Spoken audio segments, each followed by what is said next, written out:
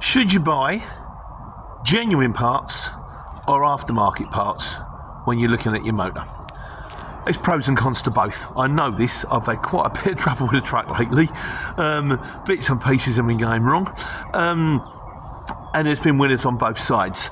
Now, the truth of the matter is, your genuine part is going to be better. It's going to be because it's like have the original stuff on it and all that kind of stuff. And sometimes the aftermarket parts don't work out quite so well. Having said that, the difference in price between a genuine part and an aftermarket part can be quite a lot. For example, I just done the wheel sensor on this motor. Genuine part was 80, the aftermarket part was 40. Also things considered to be second-hand parts, but we'll come to that.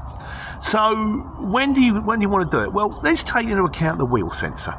I didn't realise I bought mine from HTC, and I didn't realise at the time that they also dealed in TVP or TVR, which are aftermarket parts. So I bought an aftermarket wheel sensor, not even knowing I'd done it. I just thought it was just going to be a wheel sensor, DAF wheel sensor. Lorry kept going wrong still. Got the guy out again, plugged the computer in again. He said, your wheel sensor's still playing silly buggers. He said, if you put an aftermarket part on it, waste of time, get rid of it. And I said, no, I got it HTC. He went, no, they do aftermarket parts. So I went back and got the original one, the genuine one, put the genuine one on, good as gold. So in this instance, I've done £40 plus the money it cost me to get the guy out. I've done an extra $1 plus time plus extra greed for the motor. Should have gone genuine.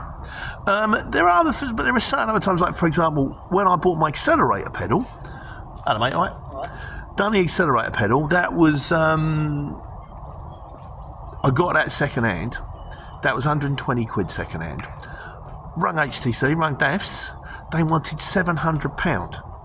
Now, I don't know about that, whether you can get an aftermarket one on that instance.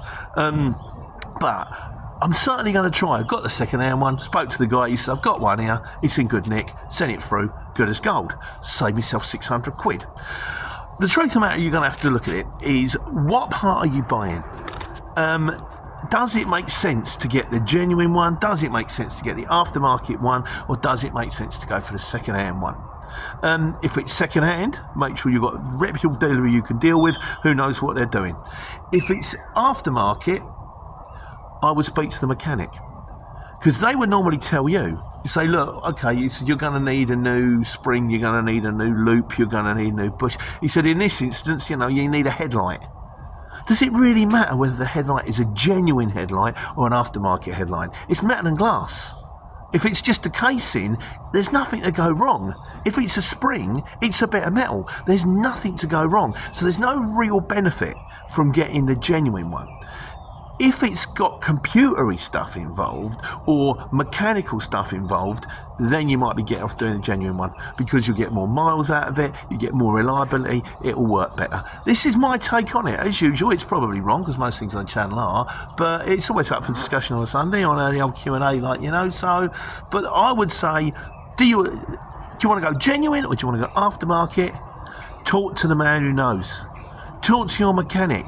Where shall I go? In this instance, you need to go to DAFs. In this instance, get on the phone to Bison's. On this instance, ring your mate James at the Breakers. You'll get one from there. Talk to the people that know. Don't talk to me. I ain't got a clue. I just turn the key and it goes. Hopefully, because that's what I do. Turn the key, get on the road. Take care. Take money.